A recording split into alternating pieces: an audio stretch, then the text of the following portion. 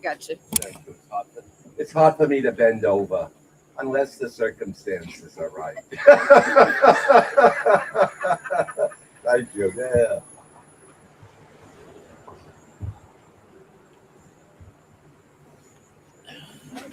All right. Well, I'll tell you, setting up his merchandise there help support a local merchant. Yeah. And also my tobacconist, buy a vape or a hookah. Yeah. And after the show, I'm going to pass my hat. I'm going to pass my hat, you know. In the words of our late great president, JFK, ask not what your comic can do for you. Ask what you can do for your comic. Yeah. Not a history crowd either. You like that one? Yeah, well, I'll tell you, I'm lucky to be here tonight. Oh, you know, I got rear end. I got rear-ended on the way here. Let me tell you, I got rear-ended. It wasn't on US 1. I'll tell you, it was in the back of Burger King. Yeah, actually, it was in the back of Burger King, and let me tell you, I had it my way. Yeah, spoiler alert, I'm gay. Yeah. I can come out this month. It's gay pride, right? Where's my gays at? No fucking gays, I'll tell you. No, not one gay here. Whoa. You're conspicuous by your absence, I'll tell you. It's kind of like your asshole. You know it's there, but you don't see it.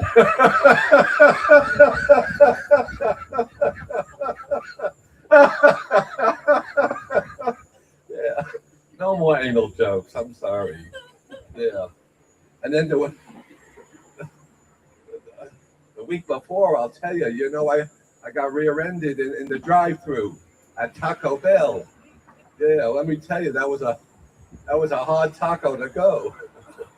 Yeah, and I'll tell you, back in May, you know, I get rear-ended a lot. I got rear-ended. I'll tell you, it was in the parking lot at Denny's. Yeah, let me tell you, that was a grand slam. Yeah. But by the way, this show tonight is being videocast to the Turner Guilford Nite Correctional Center, TGK. So basically, this is the only time that we comics are going to have a captive audience, if you know what I mean. Yeah. Yeah. You like that one? Yeah.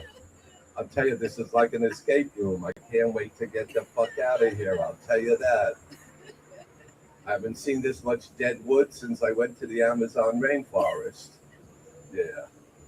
But let me tell you, I just did comedy. I just did a stand-up comedy aboard 2 senior citizen cruises. Can you believe it? Yeah. You might have heard of the ships. One is called it's called Miralax of the Seas. Yeah. Yeah. And its sister ship was called let me tell you, as soon as I look up the itinerary here, I'll tell you that. This is funny. It's worth waiting for. I'll tell you this here. I'll tell you this. So here you go. It's new material. You get what you pay for. One was called Metamucil Magic. That's right. One ship was Metamucil Magic, and the other one was called Miralax of the Seas. That's right. It was all senior citizens. And let me tell you guys, I said to one of them, why do you bring all your medications aboard ship? She said, I'll tell you, it's the only way at my age I'm going to keep afloat. That's what she said. Yeah. And then before that, I did stand-up comedy aboard a clothing optional cruise. It was a clothing optional cruise, and I assured the passengers that I would take care of all their bare necessities. I told them point blank. That's right. I do a lot of cruises. Yeah. And then speaking of Gay Pride Month, I was just on a cruise. I'll tell you, I did a stand up on a gay cruise. And I'll tell you, you know how I opened with? I said, hey everyone, thanks for coming out. I told them point blank. Yeah, but I'll tell you, I'm glad I was not gay in colonial America. Whoa, whoa, whoa. I could just see Paul Revere riding his trusty steed. Steed, that's Steed for the ESOL crowd, means a horse. Yeah, your mom's laughing. She must remember Paul Revere. Yeah, yeah, yeah. Riding his trusty steed through the streets of Boston, yelling at the top of his voice, "The British are coming, the British are coming." And the gays would be like, "Let them come. Let them come. I haven't been in a relationship in years." That's right. Not a history crowd here either. Yeah, well, where are my Jews at here tonight? Woo! Where's my Jews? Yeah, only one. Yeah, that really surprises me because, it's a free show. Yeah, yeah, the anti Semites are all laughing. And the rest of you, I know what you're thinking. Yeah, yeah. And where's my, oh, I always ask, just to be politically correct, are there any uh, gay women here, any lesbians from the Netherlands? Yeah, you know why I ask? Because I do not want to offend, the dykes. The dykes. Yeah, fuck, I'll tell you, that punchline and I have a lot in common. Yeah, we're both kind of premature, let me tell you that. Don't you see? You see, the Netherlands is part of Benelux, Belgium, Netherlands, and Luxembourg. They're the Low Countries. So to hold back the to hold back the waters of the North Sea and the low-lying countries, they built a series of dikes to hold back the water. But guys, you can laugh or not. I think that was a damn good joke. Yeah, that was a damn good joke. Yeah. I'll tell you. Yeah, but I'll tell you, this economy. Whoa, whoa, whoa, whoa, whoa, whoa. This econ. I'll tell you that I was in Publix the other day. The price of bread is so high that I'll tell you, you need a lot of dough to buy a loaf. I'll tell you. A lot of dough, a lot of dough, a lot of dough. And the price is so high that I heard a lot of people are actually out there scrambling for alternatives. That's yeah. And the price of cigarettes. Whoa. I'll tell you, that's so high. I heard a lot of guys are actually giving up their fags. Yeah, it's Gay Pride Month weekend, yeah, right?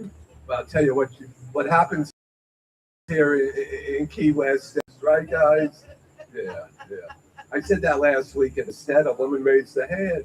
You know, we're not in Key West. We're not in Key West. I said, then where the fuck are we? She said, Key Largo. Key Largo. Yeah, not a Keys crowd here either. Yeah. And the price of dog food. Whoa, whoa, whoa. The price of dog food is so high. I heard a guy actually had to go out and sell his bitch. Yeah, no offense to your lady. Yeah. And the price of cat food. Whoa.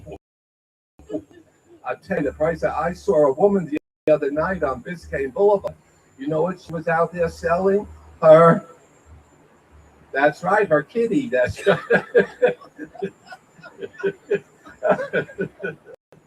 Yeah, I'll tell you. Thank you. But let me tell you, it's just great doing stand up. I'll tell you, I haven't had this much fun since the Allied forces liberated the Nazi controlled Europe. I'll tell you that. Not out here either. Yeah. but I'll tell you. When we start, let me just go on. This is spoken word, open mic, right? So let me finish up before I introduce my next comic with a little poetic ditty. Okay, guys? I know that I'm old, but you haven't a clue. Those of you who would want me are numbered quite few. There's no doubt about it that aging brings fears. Like my head and my dick haven't had a blow job in years. Last night I had a terrible fright.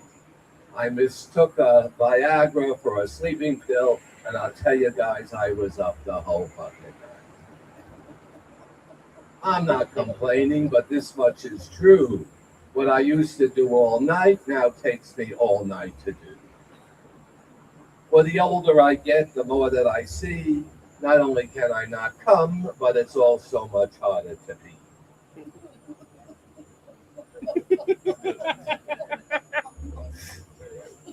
Yeah, you can empathize with that. Yeah. I'll conclude by saying, though I'm not in my prime, thanks to Viagra and Metamucil laxative, I can come and go at the same time. Yeah. So forsooth,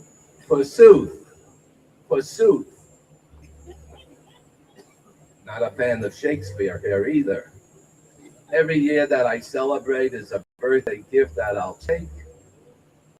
But you know that you're old when the candles cost more than the cake, right? Okay, guys. Listen, I'm going to bring up our first comic. He came here all the way from San Diego. And let me tell you, he told me it was a hell of a walk. That's what he said. All right, let's give a big hand to our first comic, Zach Newford. Yeah.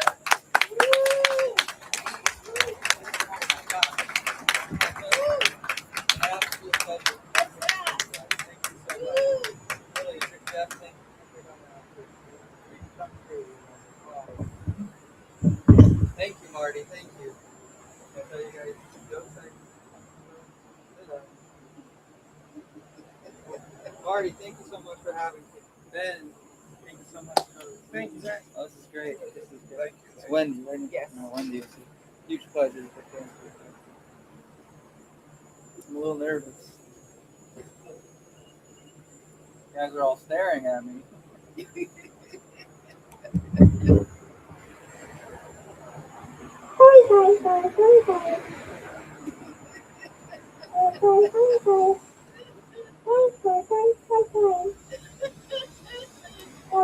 At least get in first.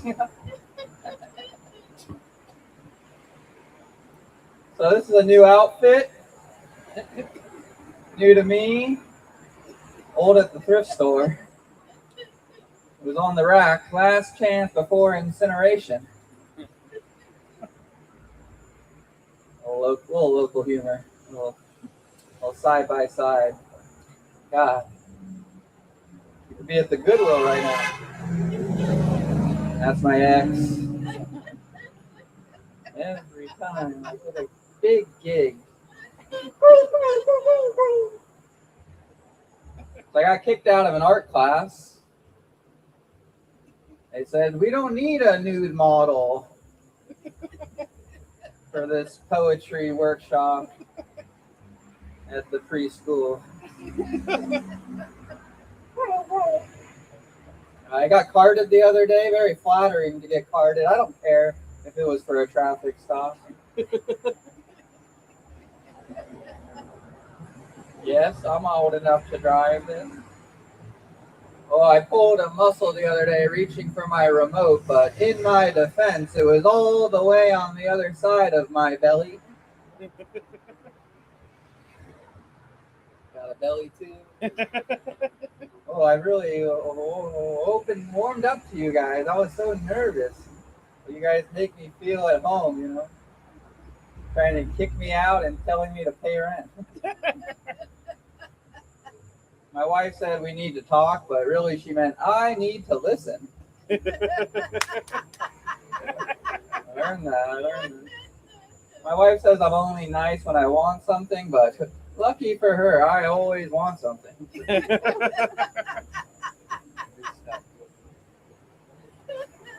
I cut you in line. I'm sorry. This one says, "Oh yeah, my therapist says I'm stuck in the past, but she's the one that's always reminding me about the money I owe her. You know, let's be present, okay? Country music is my therapist. I don't listen to it."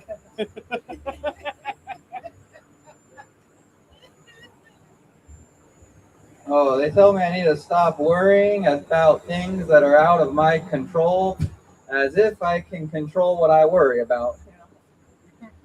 What is that philosophical point for you guys? I had a job checking to make sure that no two snowflakes were the same. Can you imagine? We don't have any snow here. How am I supposed to do my job? Someone had to check, right? You've heard that. No two snowflakes are the. Who is checking this stuff? Who is going? I did. I took it upon myself. Someone's got to do it. No one paid me either. Scientific American had a little write-up about a deranged man in the microscopes.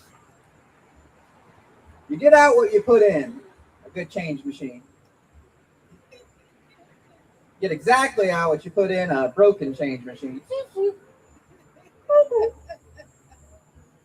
I listened to a jazz band improvise for 20 minutes straight. Well, at least I think they were improvising. Maybe I just didn't recognize the song. At least I think it was jazz. The Rolling Stones? Is that? You guys heard of them? I like to knock on wood. I just didn't expect someone to say, "Who's there?" from the other side of the coffin. I'm like, thank goodness, let me out. Class switcheroo, call it. A black cat crossed my path, and now I have bad luck and a bloody bumper. Found a lucky penny on the ground. Boy, am I lucky. I just doubled my net worth. That's my 2 cents. Went to a fortune teller, but I gave her a fake name. I don't know who Jamie Daniels is, but he's in for a rough couple of years. The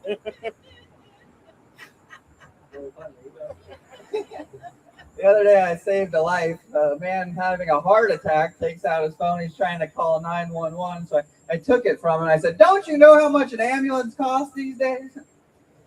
Saved him, you know. He would have thanked you if he made it. Last night I did a show at a senior center. I had to try my best not to kill.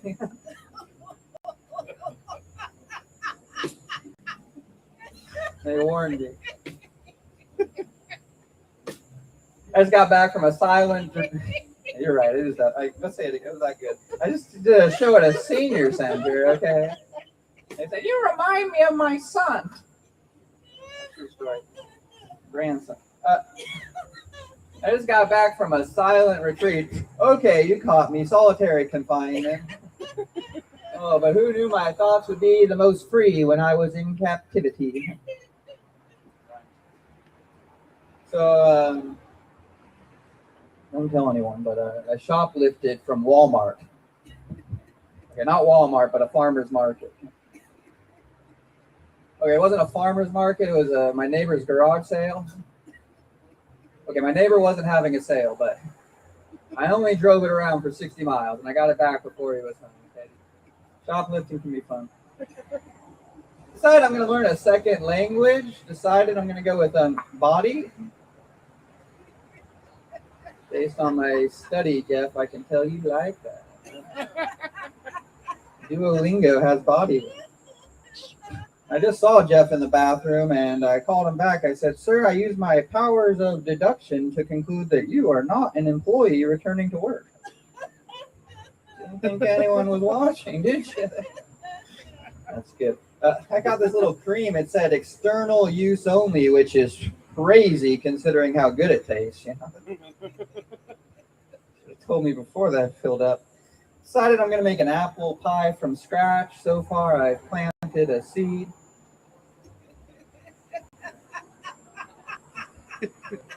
Now we wait.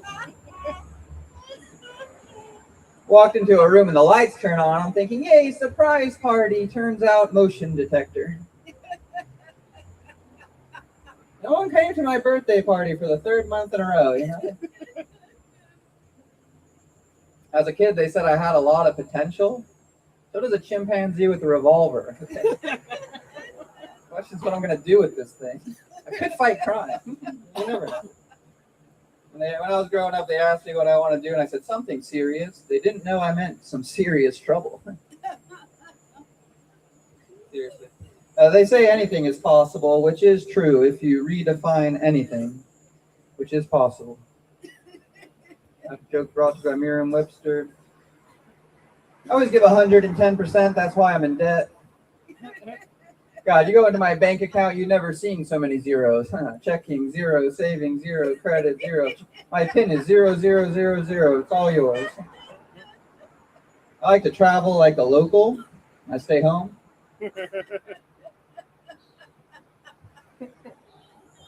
They say that shame is the useless emotion. Well, useless for me, but I think it has something to do with the good for the tribe. You know, Zach, you should feel something right now.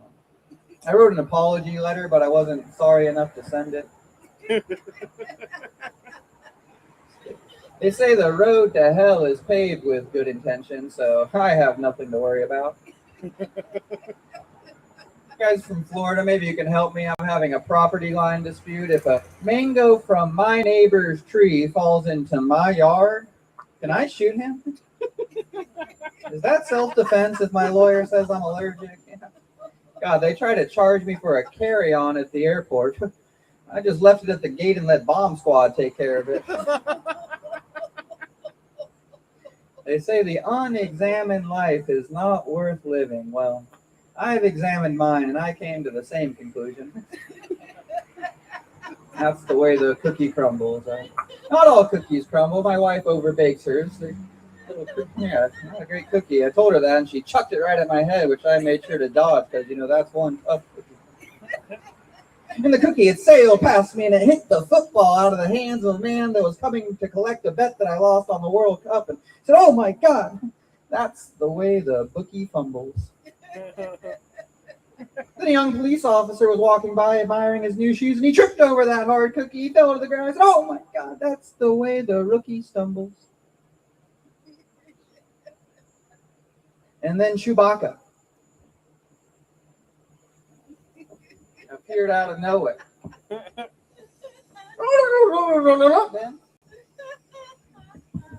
That's the way. Sounded like a turkey. That's the way. The Wookiee Mumbles. Thank you, guys. I've been Zach Newport. May God bless.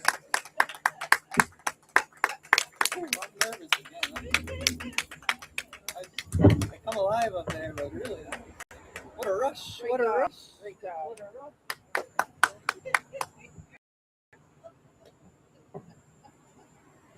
Give it up for Sasquatch. Yeah.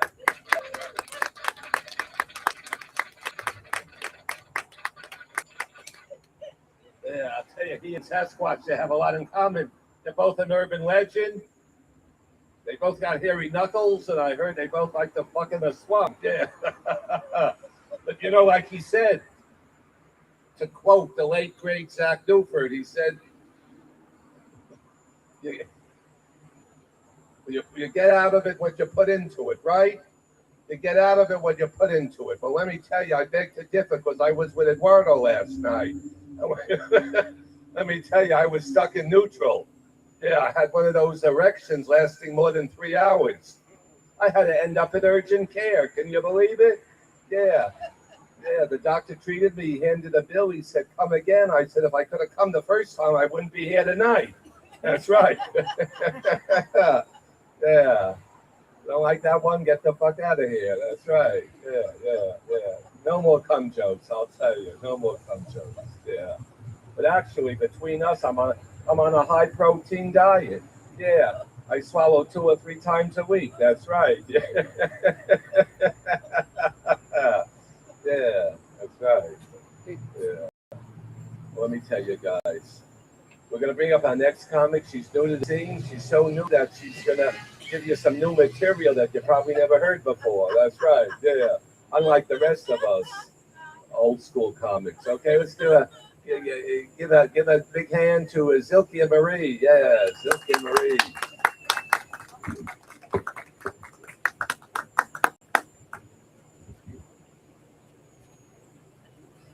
Well, hello everybody. So I've been a fool my whole life. In fact, this what I'm doing here is really foolish. In any case, I've been a fool my whole life. Yeah. Um, in fact, um, is did anybody here? Does anybody here love April Fools? That's my favorite holiday. Anybody else? Raise your hand if you love April Fools. Yeah. So I've been a fool my whole life. In fact, I messed up my joke. um, yeah. Um, at when I was 21 years old, I brought a Jewish boy to meet my Catholic mother. Yeah, that went off really well. Yeah. At 24, I thought I knew it all, and I got married. Well, 14 years later, I found myself in a hostage situation, and the ransom, it was my sanity. Yeah. You know, my mother knew something about sanity and insanity in a marriage. Her in her last marriage, I knew my I knew my stepfather then as Bob, but she referred to him as the mistake. Well, not to be outdone by my mother, I went ahead and I one upped her.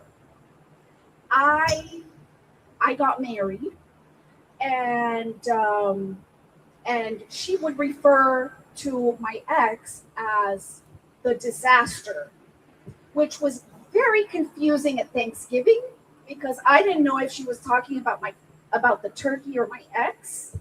Yeah. Either way, both were dry, disappointing, and nobody wanted seconds. Yeah. Well, you know what they say: fool me once, fool me twice. Yeah. So my current husband and I, we celebrated our anniversary in April, and yeah, she loved my husband. In fact, she referred to him as Loverboy. That was her nickname for him. Well, little did she know what a bad influence this Loverboy would be on me. Yeah, he we did a lot of foolish things together. In fact, we had a lot of back seats at the park where we almost got stopped. We almost got arrested by the police. Yeah. And even at church,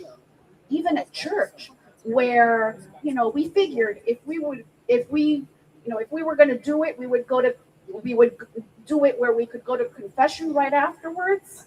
Yeah. Yeah. And, and so, not only that, but he took me once to a strip club. Yeah. The thing about it is, at the time he was and before this, he was in the seminary, so it's kind of weird, when a person who's supposed to be the man of God, he he's supposed to be paying to see the women keep their clothes on, but instead he was paying to see the women take their clothes off, and he kept on telling me to put the tip to the side, but apparently I didn't hear him because I kept on putting the tip inside. Yeah, crazy. In any case, um, we just celebrated, like I said, we just celebrated our anniversary. Actually, it was our fourth. You know, it was the fruit, flowers, or appliance anniversary. So, you know, it was really difficult shopping for him because, you know, fruit and flowers, those are too delicate. But you know, I thought of getting a toaster oven, but that would have been a call for help. So I settled on a Michelin star knife, like a chopping knife. Yes. So the good thing about that is he can pretend he's a woodsman in the kitchen, right? Um, and and he you know but you know, I can use it to remind him that it's time to take the trash out. Yeah. But you know, that night, on our anniversary night, he spent a total of 3 hours in the kitchen julienning a single carrot with this Michelin star knife. Yeah. We ended up eating cereal instead. Yeah. But heck, that carrot looked professional. It really did. Yes. So, um, I went ahead and we decided to give each other extra anniversary gifts. So I ended up telling him on April Fools that, honey, I just left my full time job for stand up comedy. Yeah. Um, and, you know, I don't know who's more foolish. I don't know who's more foolish in this relationship, me or him, because he ended up following in my footsteps and he's going into improv acting full time. So, yeah, give it up for him. Yes. Yeah. His name is Jeff. He's sitting right here.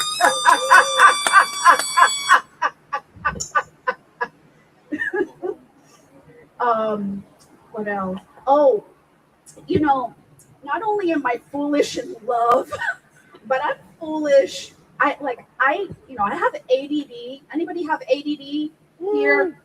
Oh my goodness. It drives me insane. Mm, crazy. Between the depression and the anxiety. Oh my goodness. It's just insane. Um, in any case, I'm a walking disaster. I trip over everything. Like I could be walking with my husband, and I can trip over my own 2 feet. It's just I'm a walking disaster. Yeah, crazy. Um, anyway, um, I I'll say that I not only am I a walking disaster, but apparently I thought I was good with my hands, because I love building things. So I went out and I got a little cat Lego thing to celebrate my friend and I, our friendship. This is my friend, by the way. Everybody say hello to Fabia. So yeah, I decided to buy a little cat. It was a small cat to celebrate our friendship, and it was a Lego cat. I figured it was for 6 years and up, so we would be able to do it. So unfortunately,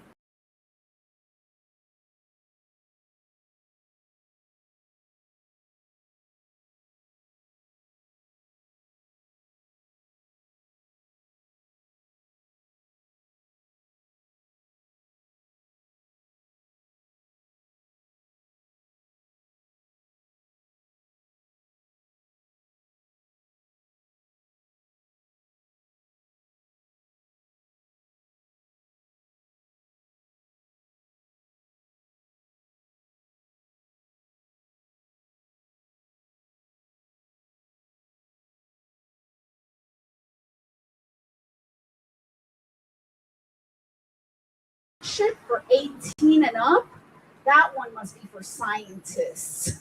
So I decided against that one too. Anyway, it's been really nice being a fool up here in front of you. Thank you so much.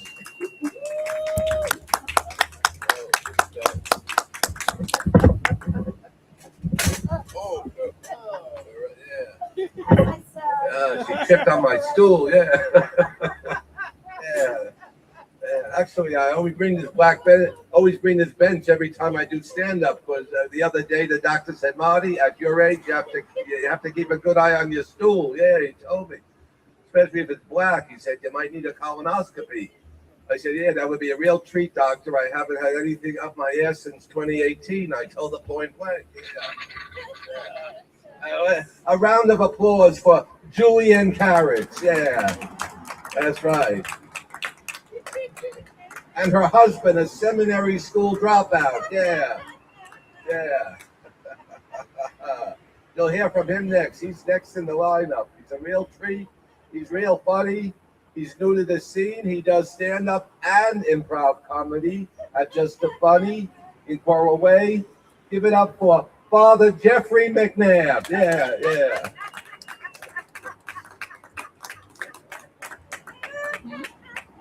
Thanks, Marty.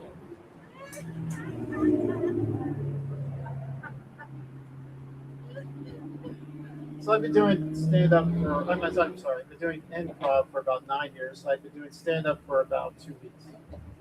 So this is going to be quite the experience. All right, so how many people here are Miami natives? Woo! Great. I've been living in Miami since I was 2 years old. So I consider myself a Miami native. Yep. Now, you know one thing that Miami natives have in common? Most of us don't speak Spanish. Un poquito. In fact, I was just walking down the street the other day. I tried to get some steps in, try to stay healthy, try to get the 10K. I was just walking down the street the other day. I ran into someone that was, I think he was just asking for directions. And it was completely in Spanish. And I just said, no se habla español. And he gave me a good look. And then I smiled, knowing that I couldn't interpret him, and just said, pendejo. And which reminds me, when I was growing up,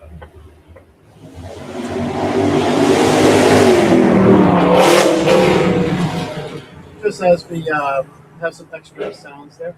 When I was growing up, my grandmother used to live with us, and she had a condition called aphasia. So aphasia, basically, to put it in a short way, she kind of lived in the past. So she'd always be very happy. But one of the things that she really enjoyed to do was she loved to watch professional wrestling, like the WWE. She loved to see these big muscle-bound guys take these steel chairs and then pound each other over the head and see all the blood and all that. And she just thought that was just hilarious. But one day, I caught her watching a Spanish language channel. Well, my grandmother, I called her Nana. My grandmother, she didn't know, she knew less Spanish than me. And I was just saying, why are you watching this channel? You don't know what they're talking about. I bet if I asked you, you couldn't say one word of Spanish, just even one word of Spanish. And she thought about it a little bit. She thought about some more. She took a little while. She thought about some more. Then she came up to me and she looked me dead in the eye. And I said, okay, well, what's your word?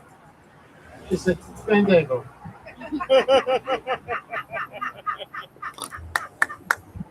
All right. Now, I recently started as a substitute teacher the past year. I have, matter of fact, I have a few of my own ESOL stories, Marty.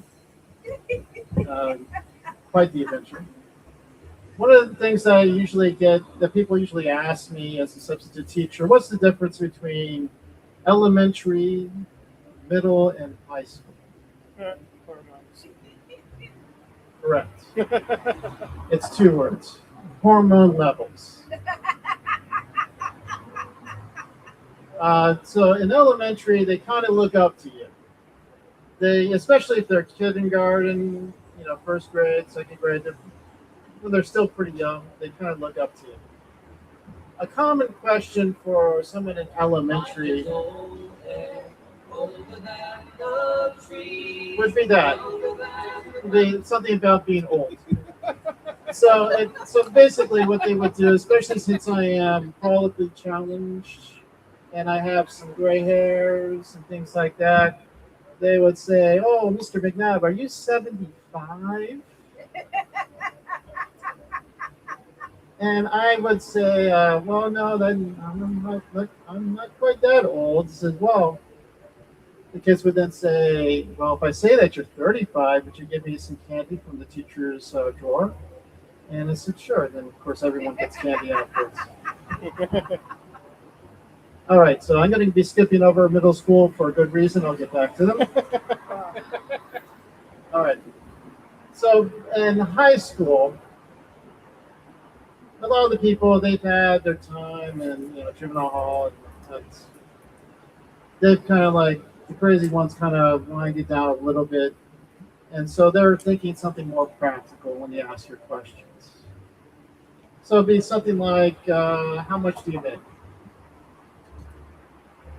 All right, need I remind you, I'm a substitute teacher. So I'm not going to really go into a source of being depression or anything like that. So basically, I would just say, no, just go for what you want to do. All right, just study what you want to do and just go that way. All right, and so I want to set up a little caveat for the middle school thing because we're going to get to some interesting stuff. All right, so when you become a substitute teacher, you have to go through an onboarding process. You have to be very, very professional. You have to set an example for the kids. Now, middle school, that's where your hormone levels are at its highest. I mean, these kids, maybe 25%, you could tell that we might have a future, but unfortunately, 25% is not the majority. 75% is what we're of the crazies. So they don't really care if you they don't really ask you questions like how old you are.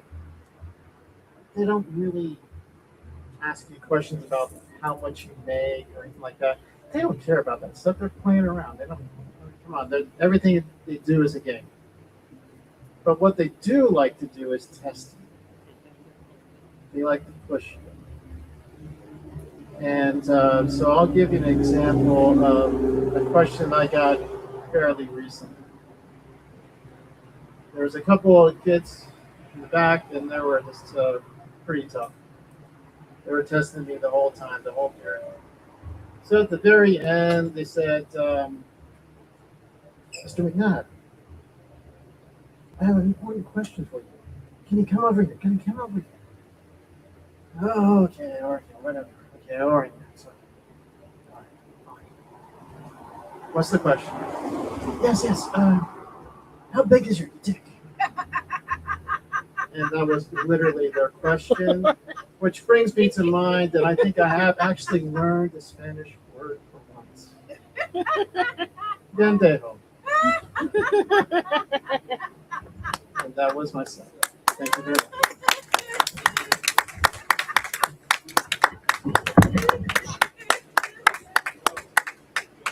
So,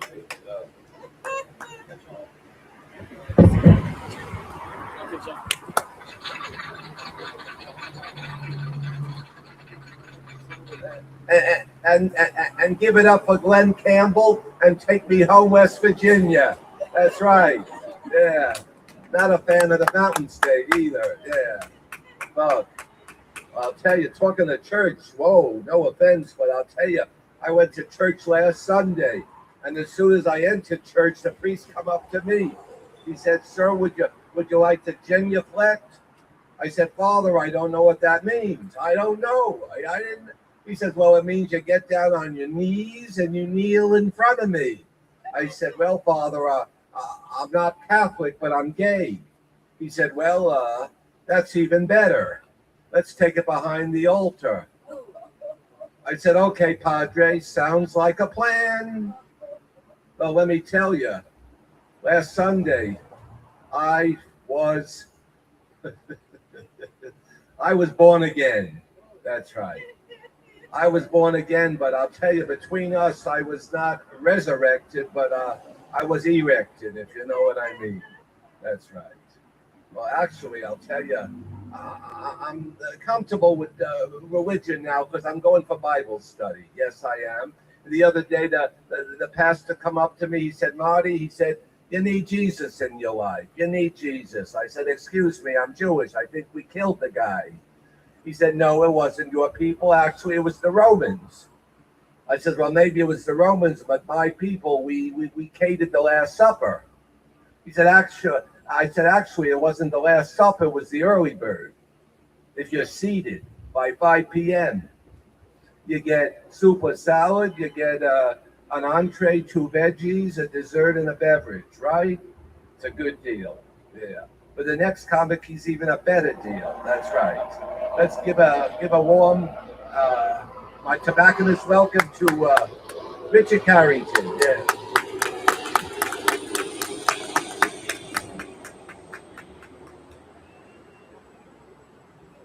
It is no secret what God can do.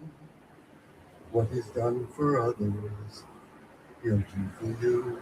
With arms wide open, He'll pardon you. It is no secret what God can do.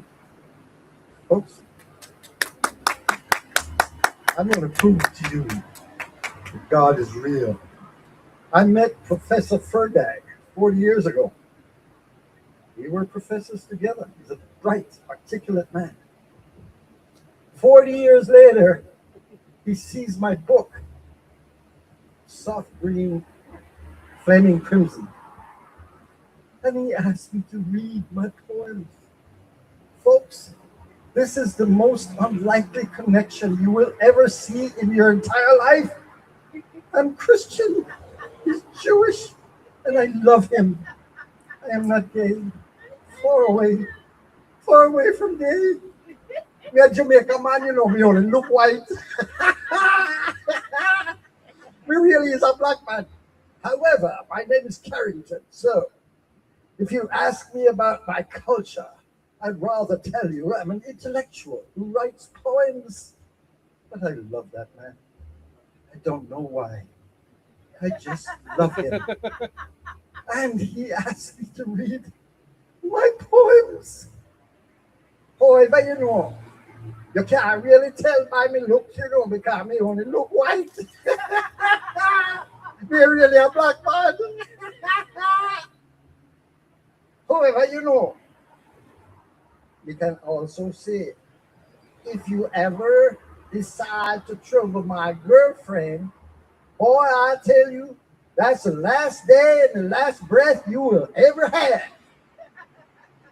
Call me only look white. Me really a black man, but I'm an intellectual. I write poetry. And this beautiful being, he's funny, he's very intelligent, he's articulate. He knows a lot of music, but thank God he loves my poems. My first poem comes out of guilt. I'm 75 years old. Oh, I did a lot of damage. They needed to have a class when I was 20 called Woman. Then I would have learned that I have 2 ears, 1 mouth. I would have loved the children instead of beat them. And I would give her a lot of hugs.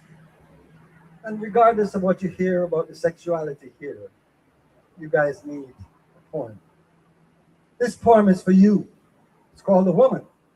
It took me 75 years to find out about you. But thank God, better late than never. I finally came to my senses. This woman, this poem is for you. And for all the guilt and shame that I have, 75, I'm renewed. I'm looking for a wife, and I guarantee you this time, I have 2 ears, 1 mouth, and a lot of hugs. Here's my first poem called The Woman.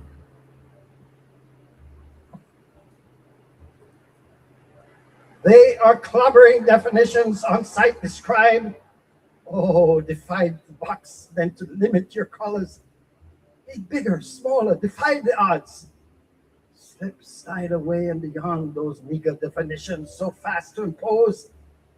That woman escaped and ran for the hills, jumped far and beyond, stifled sounds unable to measure all of the oceans and rivers of who I am. They caught you yet. With a slip and a slide, you awoke another, all colors to defy. I thank you for the woman here tonight. I dedicate my poem, my woman, I don't have one, but he's good looking. However, to all of you, the 2 women here, I truly, deeply honor you. I'm going to tell you a little story. I had 2 wonderful wives, which I knew then what I know now.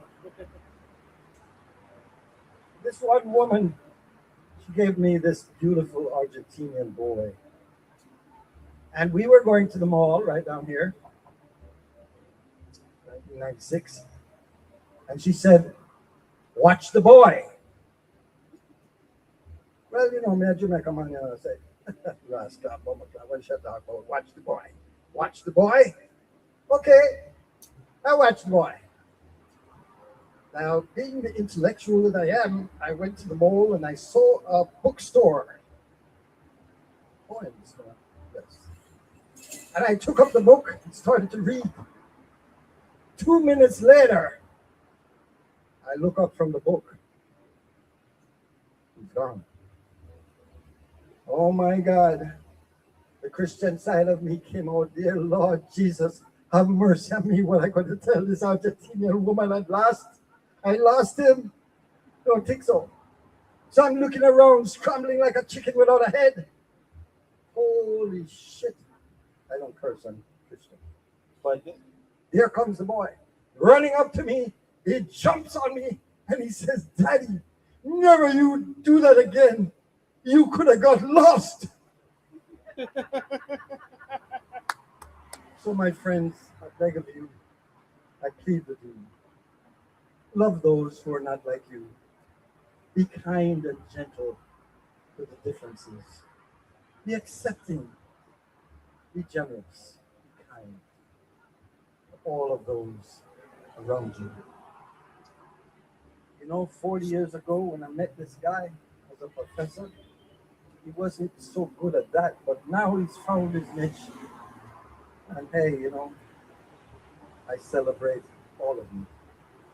And so my next poem is dedicated to, let's see what I got. It's called Please Don't Break It. This is not my community. I go to church, a lot of different ones. I'm writing a book called 26 Churches, which I did last year and a half. Some good, some not so good, some very bad. But this one is encouraging us to do something that at 75 I've come to realize is my last testament. My big son said, Dad, what's your legacy? I said, we don't want to go there. I did a lot of damage. But now in my last lap, I want to do a little good. So tonight, I beg of you, I plead with you, please don't go. Please don't break it. Serene, juxtaposed against my mind, hell-bent on curses, negativity tearing down the whole ship. Damn it! Sink it! Down, down, let me see the inside out and refill with music until we stop to listen, not reply. Just quiet the distinctive eyes.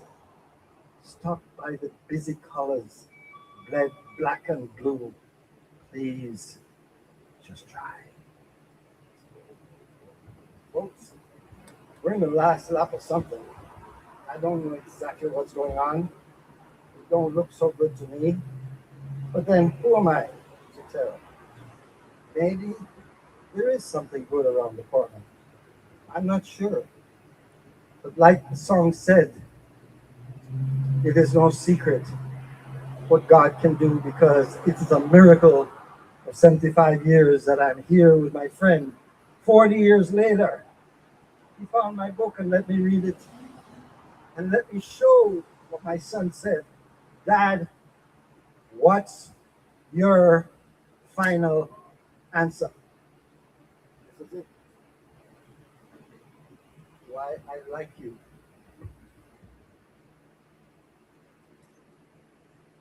Smile in Japanese, Chinese. Ho, ho, ho, I like you. I like you running hands through my hair. And look, smiling eyes adrift with tears. Then I like the laugh that fill the air. You look at me and with smiling face, adrift with song. You look at me with shining face shrouded by tears. They could not wipe that smile away. So, folks, as we go into a final chapter of whatever is going on here, I'm not exactly sure what it is, but it don't look that good. My final poem is called On the Wall, and this is what I pray for all of us tonight, today, in this very moment when this dear friend invites me to write my final answer. This is my book. This is my final answer. Soft green, flaming crimson. And this is my final word to you. It's called On the Wall.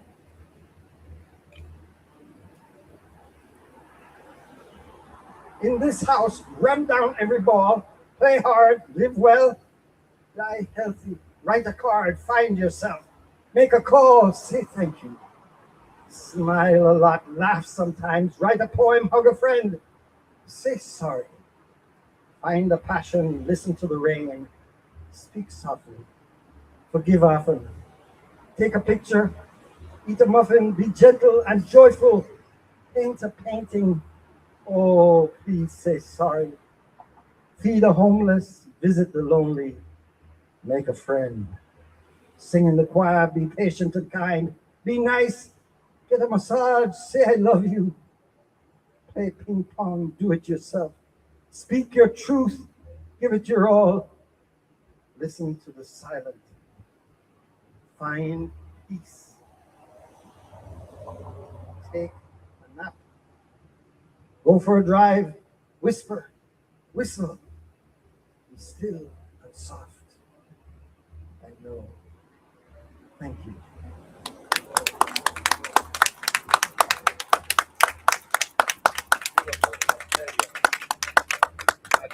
Let me tell you. Give it up for my Tobacconist Baptist Church. Yeah. I'll tell you, beautiful. Well, you're not a woman. Why? Because I'm gay? I want women to preach. Hey, this is gay pride month. Yeah. I'll tell you, I don't know what to say about Mr. Carrington, so I won't say anything. But all I can say is I was very happy when I came here tonight. But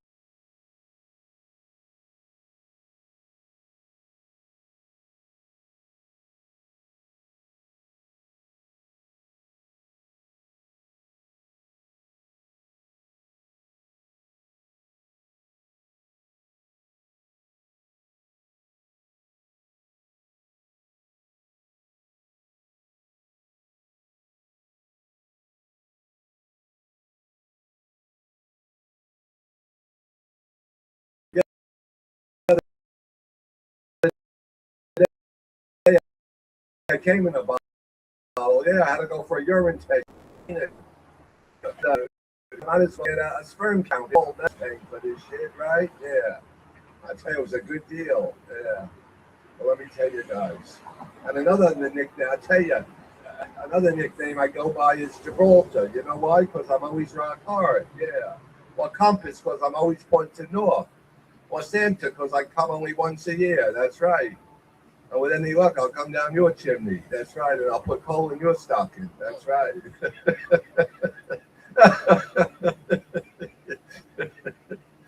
Yeah, but spoiler alert, I'm single.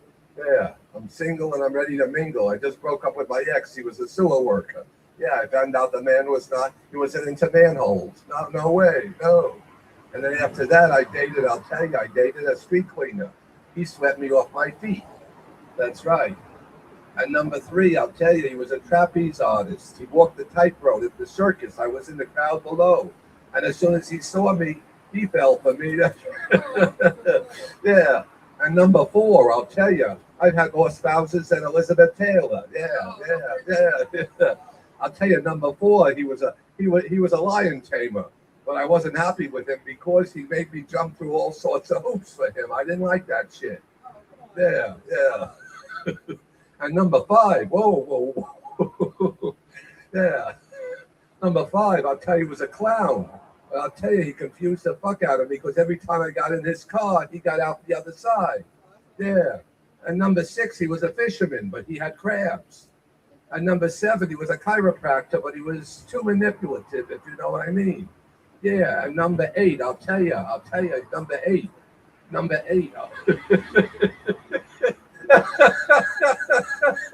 Yeah, number eight was a weatherman, a meteorologist. Yeah, but I'll tell you, he always put up a front. Yeah,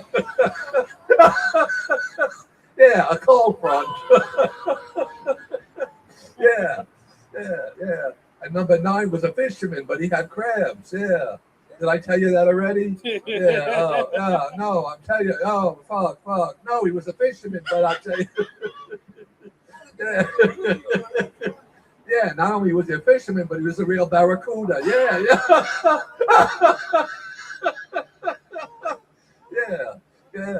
Yeah. And number 10, I'll tell you, he was a farmer, but he played more than the field. I'll tell you.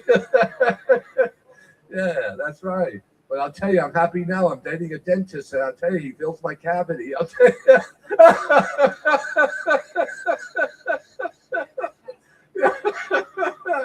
Yeah, okay. The next comic, I'm sure he'll fill your cavity. He's funny as fuck.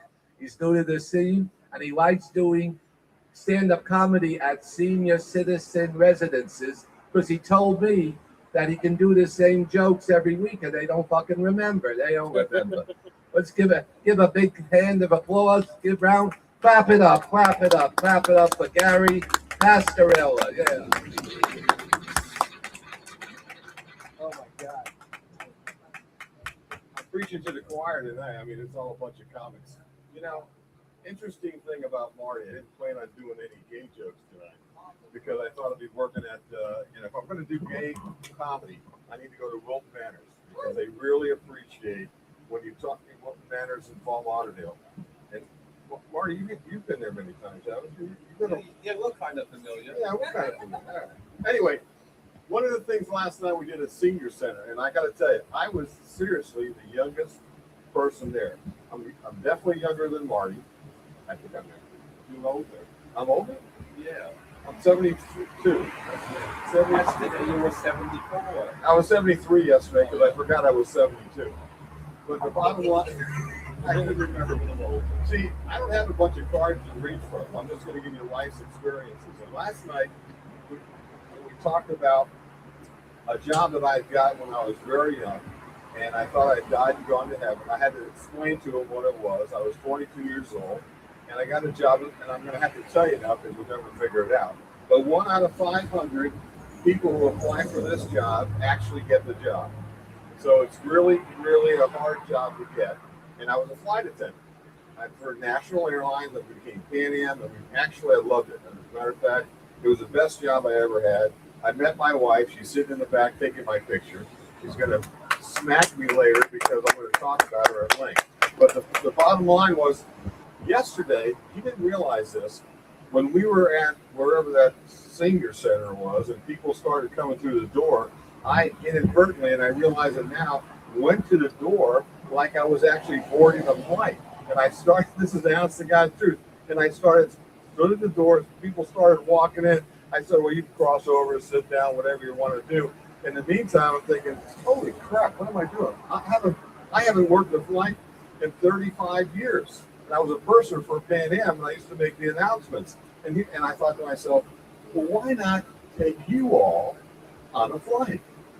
So let's go ahead and board an airplane. So we're going to board you on a Pan Am 747.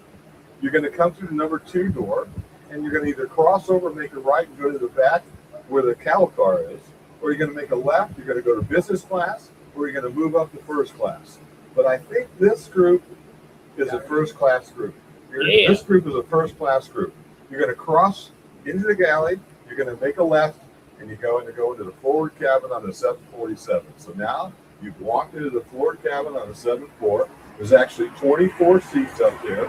Now, if you're seated in the upper deck, you got to take the spiral staircase, and you have to go up, and that's the business class. So we're going to put you guys in first class. So at this point, we'd like you all to take a seat. Go ahead and sit down. Now, please look in your seat back pocket, ladies and gentlemen, ready for departure at this time. Go ahead and sit down. Take out the seat back information card. I'd like to welcome you on board Pan Am Flight 91 nonstop to New York. We had 98-601. We're going to go to New York. And here's the interesting part. And this is actual information for you guys. Odd numbers go north. Even numbers go south. And it's the same way across roads. 95 goes north and south.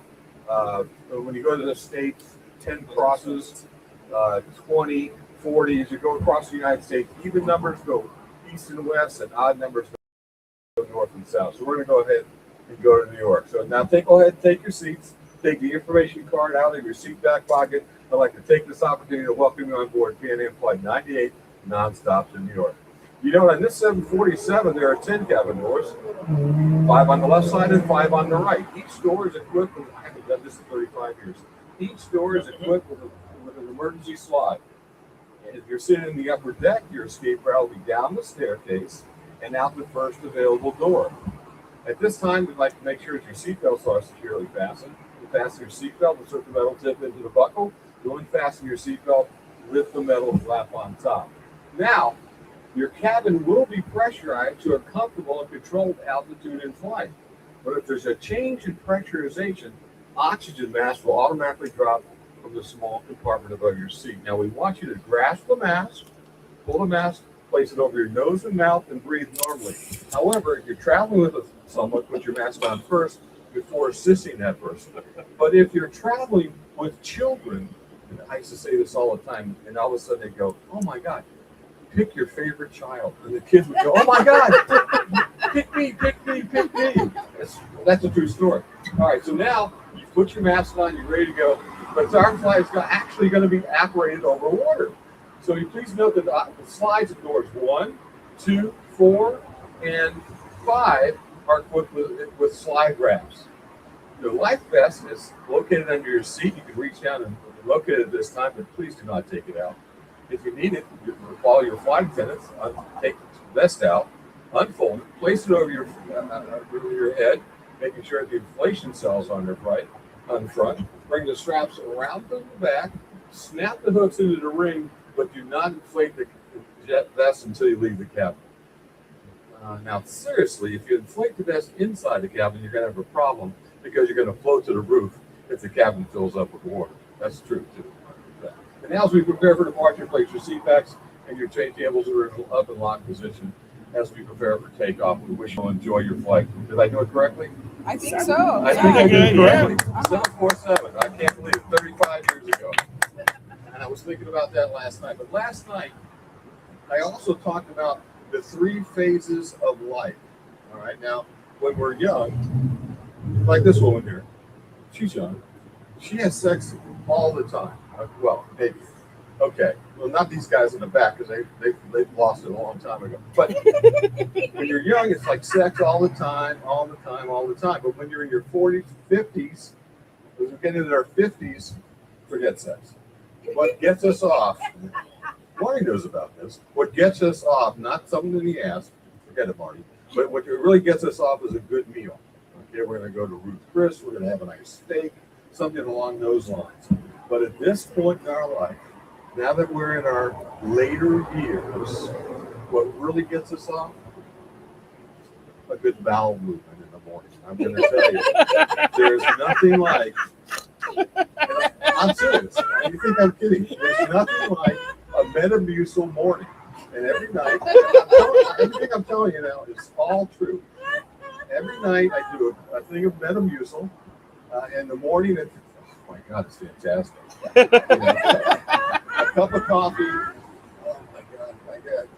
I savor that cup of coffee because I know where I'm going after I feel better already. I'm looking forward to taking my wife home. She's already left me. She's gone somewhere. But anyway, you know, I'm not a Henny Youngman kind of person like these guys. One-liners, take my wife, please. But somebody obviously has already. And please keep her. Miss her. I'm sure I'll miss her. But anyway. I can't believe it. I can't talk about sex because, you know, at this point in our lives, we're already talking about going through the drive-through and all this other crap.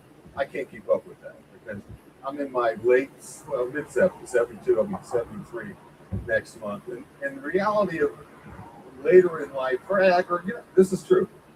When Viagra first came out, however many years ago, a woman shot and killed, this is absolutely true, you can Google it, shot and killed her husband in New York City because all of a sudden, he's in his 70s, I think he was like 75 or 76, he wanted sex all the time.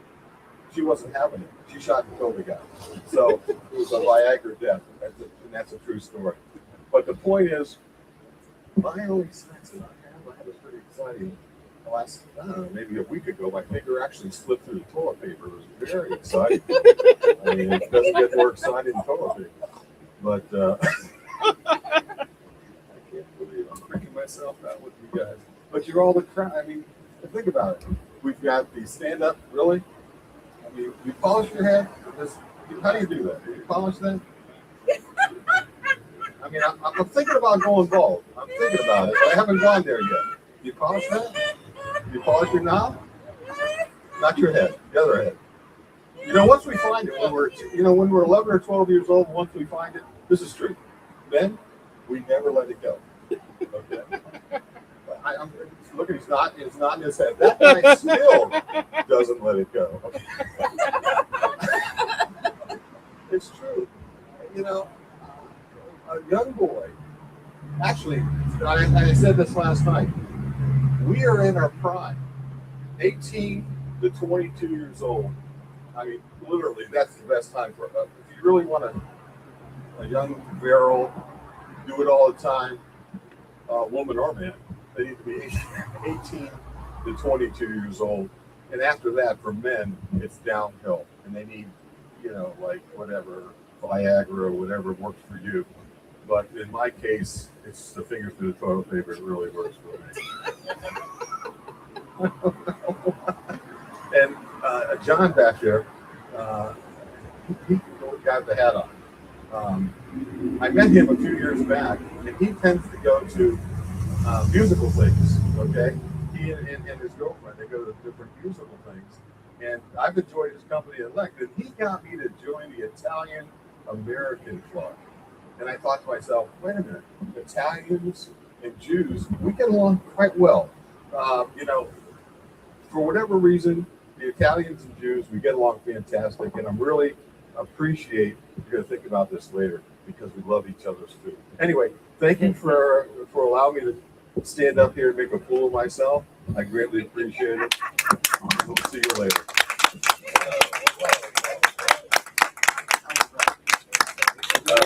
Thank you for calling me young, by the way. Whoa. I'm 43.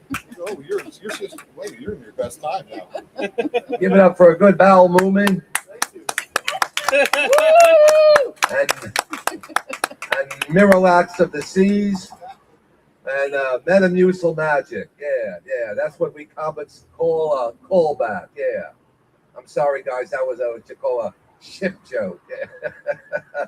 No pun intended. What a night! I'll tell you. It's been a great. I'll tell you. I give up a lot to come here. Yes, I do. Yeah, because you know to. I'll take care. Good night. Good night very much.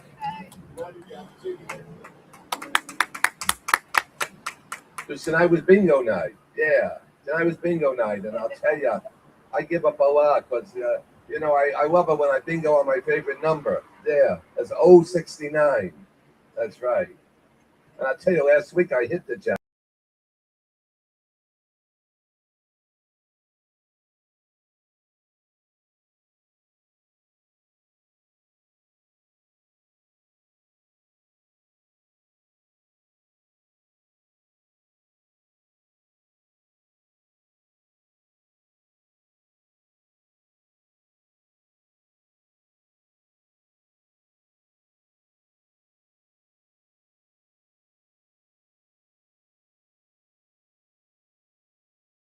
The NHSA.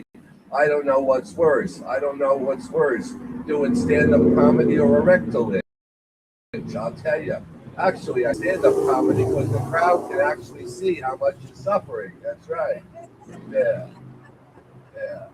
You guys want to try some more material while you're here? Yeah, Zilkia or Jeff. It's a good opportunity. Yeah, you got what I said in the beginning. You have a captive audience. Yeah. You want to? I'll tell you, I know how to work a South Florida crowd, right? Yeah, you give them all a green card. That's what you do. Yeah.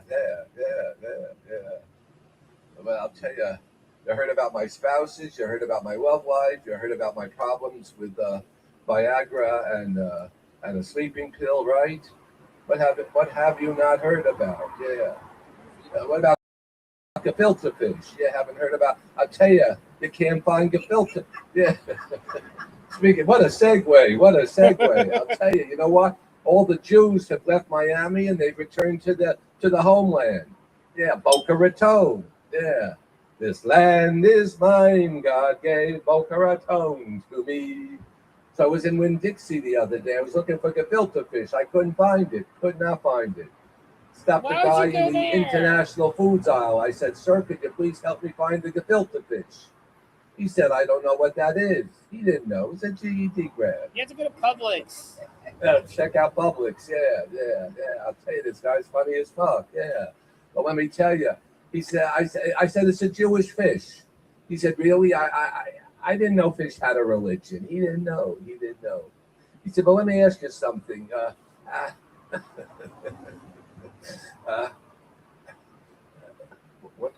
What did he ask me?"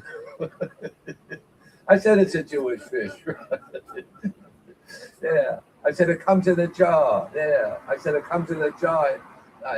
He said, "Really? I thought all fish come in the ocean." That's what he thought.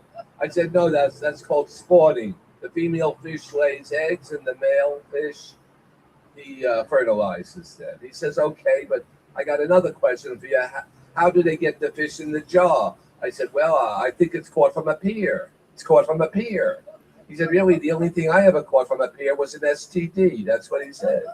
Yeah. Fucking crowd. There's a PEER and a PIER. Yeah. It's probably an ESOL crowd here too tonight. Yeah, I taught ESOL, so I can recognize English insufficiency. Yeah, but let me tell you, I went home without my gefilte fish, but I went online. And you know what? I'll tell you what. As soon as I remember, yeah. I got catfished. Yeah, it's not kosher, but it's a lot more common these days. Yeah, give it up to ESOL. I'll tell you, ESOL. I taught ESOL at Miami-Dade College. Yeah, I had a student. He was out for 2 weeks from class. Finally came back to class. I said, "What happened? We missed you." He said, "My father is very, very sick." I said, "I'm sorry to hear that. Is he terminal?" He said, "No, Professor. Actually, he's Colombian." That's what he said. You like that one? Yeah. I'll tell you. I'm glad you all came out today. You have to enjoy every day, right, guys? You have.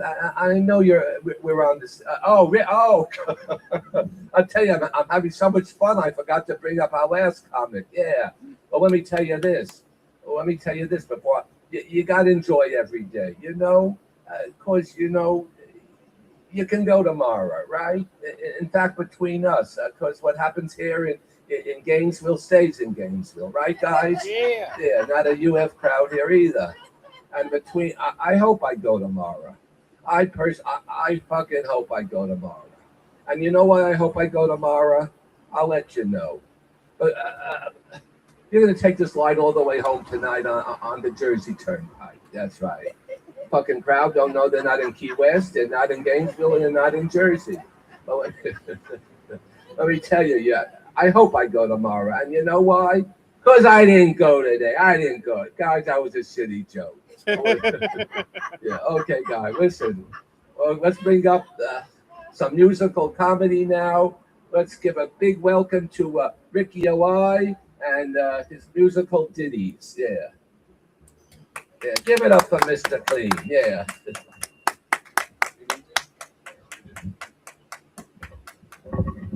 My musical ditties. Thank you, Marty. Miami's #1 host liner. Headlining while hosting.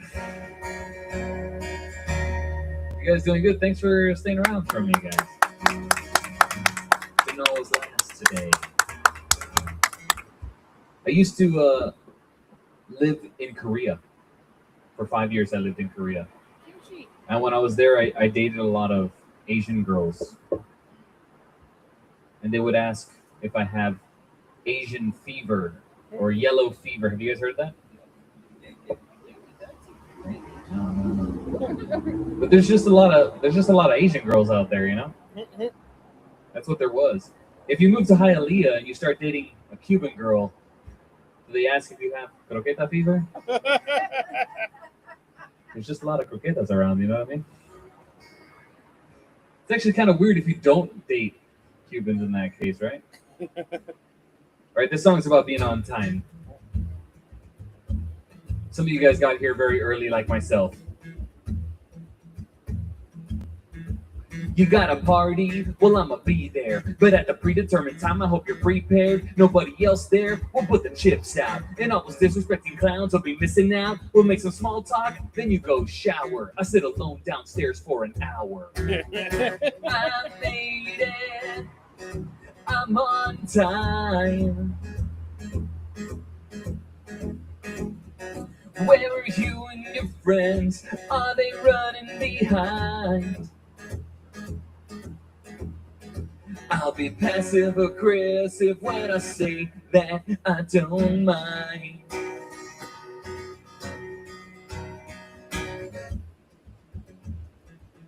Hell yeah, we got Angel out here now, dude. The game's on halftime or something? Yes, it is. It's the perfect time for some Ricky O.I., baby. Woo! All right, let's keep talking about being on. Hey, what's up, dude? Welcome out here. You don't gotta stay out here. I know it's scary. I got a guitar and I can talk to you. This song's about being on. Do you like being on time? It doesn't seem like it because you're really late to this show. All right, it's all right. I'm gonna keep talking about my song. Okay, back to my song. You wanna meet me? How about a tea shop? Well, there's a trendy looking place near the bus stop. Does that sound nice? How about we meet at 2? But I'ma get there at 1 and I'ma text you. I made it. How about a round of applause? Thanks, man. But that's all right. If you're not on time, man, you're a lost cause. It's not a judgment on your character, it's just opportunity cost. This next part's about going to the airport super early, like I do every single time I have to travel. Tomorrow's the day, I gotta take a flight. I need a time of arrival, I check the airport website. It says 2 hours early is recommended. Man, but my flight's international, so I add 60 minutes. And there's bound to be traffic, so I extend it. Airport snacks so expensive that I gotta stop and get some, so I add 60 minutes for that pit stop. Then I look at my watch, and my jaw drops. I better add 30 more so it goes smooth. It's called a motherfucking buffer, I'm not trying to be crude. Thank you, yeah, that was perfect. And I have had a lot of sangria today, so I think that's a little bit of an achievement. Okay, let's get back to the airport.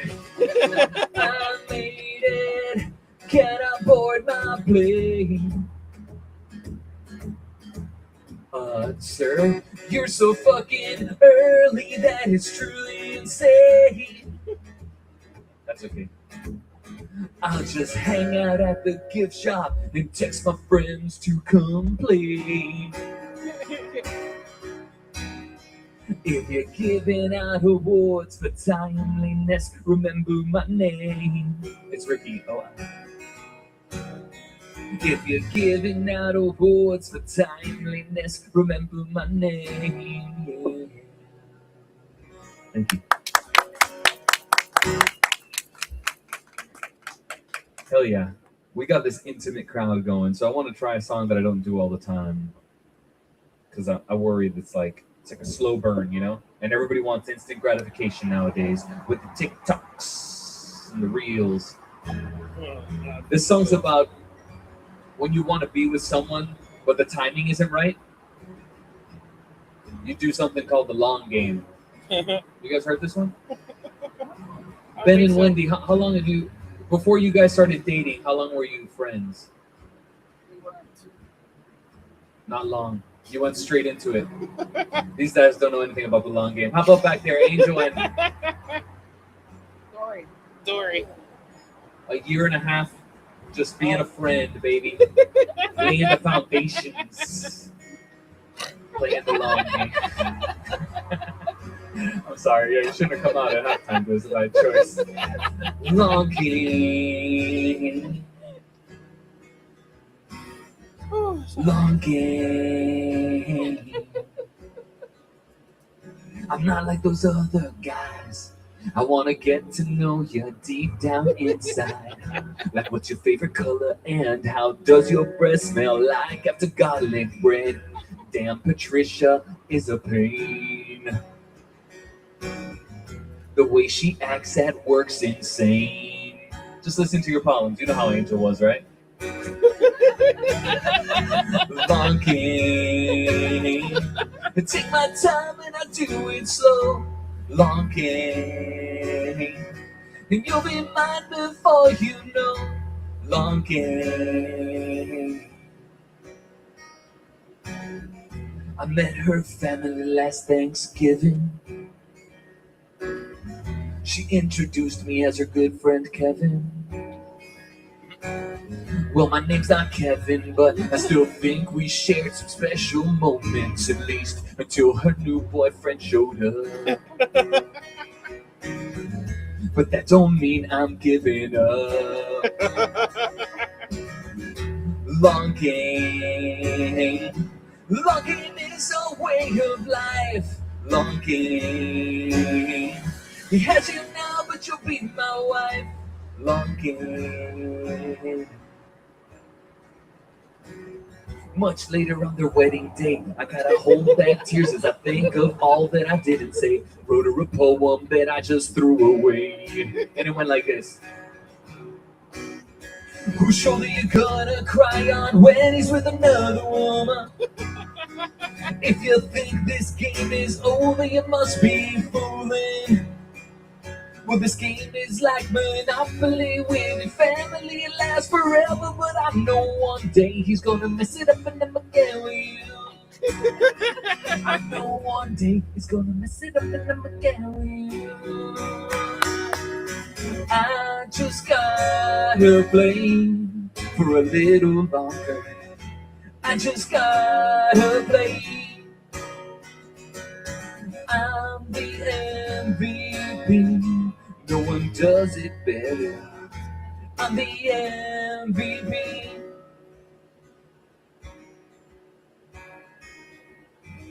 Now she's a great grandmother with 14 kids. Beautiful long white hairs on her upper lips.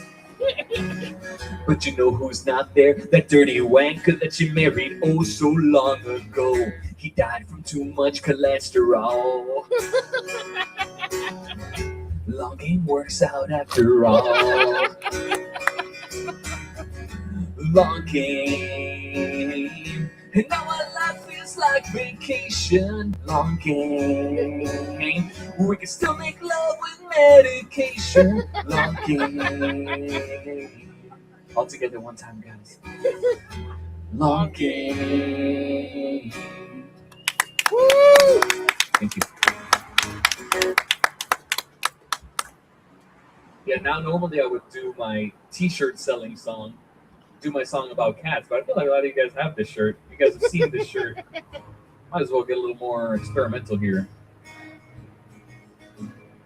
Play something I need some practice on. Guys, check me out on Instagram, ricky.o.i. Anybody out here a Nepo baby? Ben?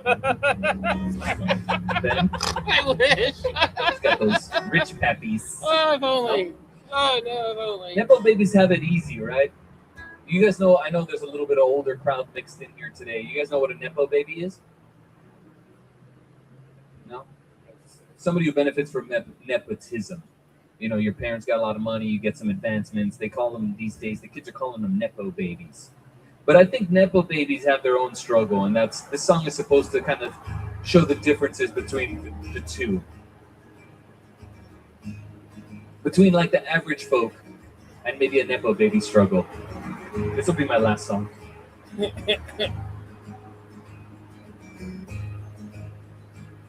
I woke up this morning just to find that the bank had just charged my phone line. Oh, the auto pay came in too soon. What should I do for food? Well, I guess I'll eat ramen tonight. Nepo baby had a hard day too. Daddy never told him I love you, and it's true. Nepo baby got some talent too, but he can't chase his dream. When daddy makes him work at company and take a large salary, oh no. Both hard, they're just slightly different, right? I opened my laptop just to find that my girlfriend's been cheating online. Oh, I think that I'll keep my mouth shut till the lease is up. She pays half the rent, and I kind of need that half. But in 2 months I will speak my mind. Nepo baby also very sad, driving my boat with no captain's hat, and the sun's way too hot. SPF 50 is all he's got. Oh, why didn't he know to grab his hat from his second boat? It's a tragedy. When it rains, it pours and pours and pours and pours and pours and pours and pours, pours and pours. I gotta stay on the lower decks of my yacht. We're gonna go to another country for this next verse. I live in a small town in Mexico. My papa was killed by the narcos. Oh, but Netflix still recommends me that show. Narcos Mexico. It's not cool to romanticize a life of crime, even if it has Diego Luna in it. You know what I mean, Marty? Nepo baby do not have a job. He play guitar and he drink a lot. That's right, it's me. I live with mommy and make comedy. Oh, can't you see? The world is better with a Nepo baby like me. A Nepo baby like me. A Nepo baby times 3. A Nepo baby is free. A Nepo baby is we. A Nepo baby, yeah. Nepo baby. Thank you. Got a little emotional out here. That's it for my time. I want to say thank you guys for watching and listening. Thanks for Lenny having us, and Marty, welcome him back up. Whoa, give it up for Puff the Magic Dragon. Yeah. What a crowd, I'll tell you. What a day. I'll tell you. You know what today was? Today, June 13th, was National Sewing Machine Day. National Sewing Machine Day. So all I can say is I hope the comics tonight kept you all in stitches. That's right. Yeah. You have to wait till next June 13th to hear that line again. But I'll tell you, it was a great crowd. And I'll tell you, I haven't had this much fun since the Gettysburg Address. I'll tell you that. That's how old I am. You know, the people say, Marty, just how old are you? I say, let me put it this way. When I was born in Coral Gables, I'll tell you, it was just Coral. That's right. I'll tell you, this set is getting off to a rocky start. I'll tell you that. And the Dead Sea, it was just sick. Yeah. And I'll tell you, the Grand Canyon, it was just good. That's right. It was just good. And New York was not New York. No, it was New Amsterdam. And Wall Street actually was a wall to keep out the Indians. Yeah.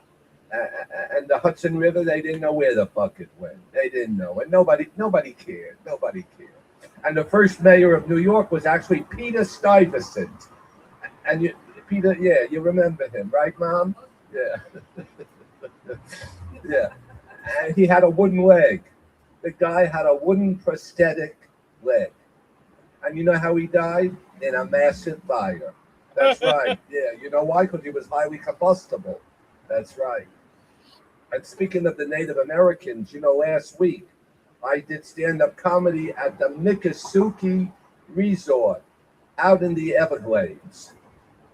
And let me tell you, the room was swamped. Yeah. Not an Everglades crowd. But let me tell you, I was not well received by the Native Americans. No. You know why? Because between us, I think they had reservations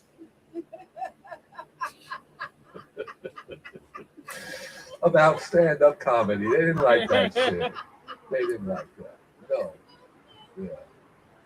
But, you know, I tried to keep my profanity to a minimum with them, right? Because, you know, they're respectful people. They revere their elders, but not in my case. No. When I said stand up, they said, please sit down. They told me, yeah. But let me tell you, it's all how you use profanity, right? If I say I got fucked, it could mean I did something really bad and I got caught. Or it could also mean on the way here I stopped off at Supercuts, right? Yeah. If I say some motherfucker, could mean he's a mean, nasty dude, or he and his mama are extremely horny, right? If I say I'm fucking hilarious, that could mean I'm a very funny guy. or it can also mean I'm fornicating with somebody named Hilarious, right? That would be a fucking amazing coincidence, right? Yeah, my name's Hilarious. Yeah, well, fuck me. Yeah. Yeah. But I'll tell you, it's been a great night. I'll tell you, you guys are like family here. And all I can say, let me put it this way. I love you, you love me. You got to see this show for free. So follow me to my car, and you will see a shooting star. Yeah, Who's right. Yeah. But I'm not kidding, really. I'm not kidding. If you think my set was dope, you think it's lit, you think it's fire, you think I'm on point, you think I'm spot on, right? You think I'm sick, you think I'm the bomb. For Pete's sake, follow me. Yeah. I'm parked right outside here in the handicap parking space. Yeah. And I'll tell you, I can use all the followers I can get. That's right. So these shows are this. Thank you, and thanks for all the new comics for coming out to Jeff and Zilke and Marie, and for our philosopher in residence. That's right. Jesus loves you. Jesus loves you. That's right. So all I can say is like we do in church every Sunday. You take the hands of someone next to you, right? Your loved ones, and you sing in unison. You sing all together. Right, like you did last Sunday, right? You sing like this and sing along with me, please. Let there be sex on earth, and let it begin with me.